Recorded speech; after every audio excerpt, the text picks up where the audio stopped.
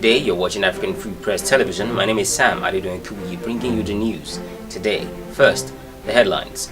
Jonathan opens up on Dasuki Gate, says Dasuki couldn't have stolen $2.1 billion. Buhari mandates EFCC to investigate ministers and others.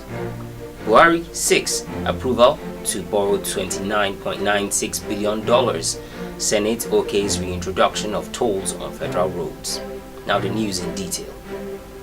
Former President Goodluck Jonathan, who spoke at the Oxford Union in Oxford, United Kingdom on Monday the 24th of October, insisted that Dasuki did not steal money which his administration voted for purchase of arms for the military to fight insurgency in the northeast.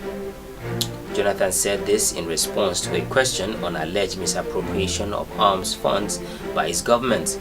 The former president said although issues of corruption persist with each government, he insisted that the issue in his government was blown out of proportion.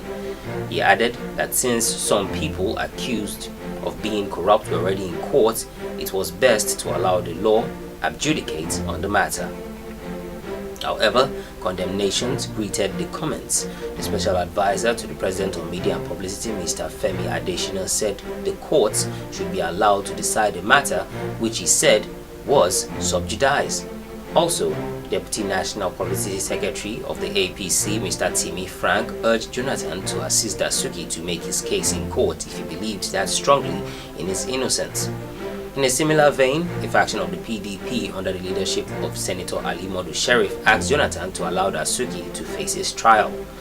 On December 1, 2015, the Department of State Security arrested Dasuki on allegations of breach of public trust and laundering $2.1 billion cash meant for the procurement of arms for the military fighting insurgency in the northeast. Chairman of the Economic and Financial Crime Commission, Ibrahim Magu, revealed in Kaduna on Tuesday, the 25th of October, that they have the mandate to investigate every government official, including ministers, irrespective of political party affiliations. Magu said the mandate was part of President Muhammadu Buhari's measures towards winning the war against corruption. He said the EFCC has cause to investigate and are in fact investigating those in government without their knowledge. The president has given them the mandate to investigate every corrupt Nigerian leader irrespective of political affiliation. He further explained that the fight against corruption is designed and structured to boost confidence in the economy as well as to attract investors both within and outside the country.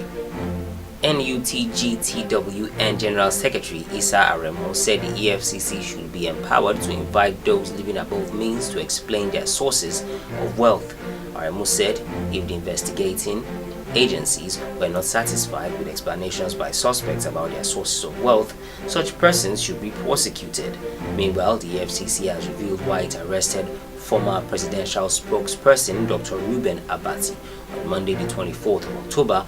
In a post on its Facebook page, it invited Abati to its Abuja headquarters to explain his role in an alleged mismanagement of the nation's funds during the former President Goodluck Jonathan's administration.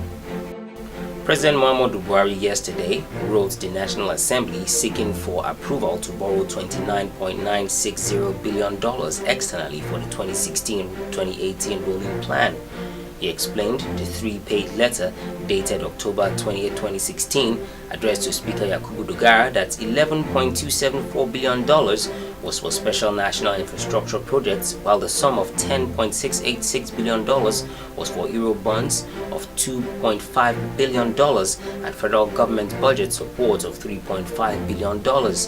Other projects listed in the borrowing plan include $75 million for community and social development projects, $125 million for Nigeria State Health Program Investment Project, $100 million for the State Education Program Investment Project, $100 million for Nigerian Youth Employment and Social Support Project, and $50 million for Fadama 3 project respectively.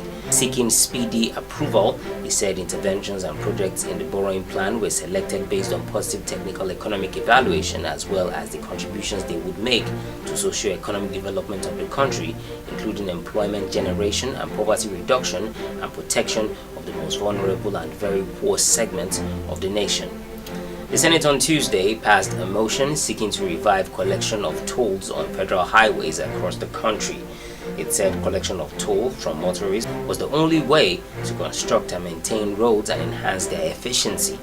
The upper chamber of the National Assembly recalled that tolls were abolished by former President Olusegun Obasanjo in 2004, who argued that revenue for road maintenance should rather be generated from an increased pump price of petrol. A member of the Senate representing Bauchi North Senatorial District, Suleiman Nazif, who moved for the notion, titled Need for the Re-establishment of Tolls in Our Federal Highways, said the Senate was alarmed at the state of the country's infrastructure, including the roads, was worrisome, particularly due to corruption and mismanagement of resources over the years. He stated the maintenance of roads will be taken seriously instead of constructing new ones.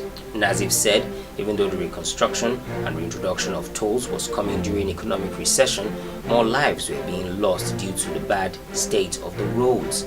The Senate therefore unanimously granted the prayer that the Senate Committee on Works should liaise with the Infrastructure Concession Regulatory Commission and other relevant stakeholders to develop policy and technology to facilitate construction, maintenance, and tolling in Nigeria once again.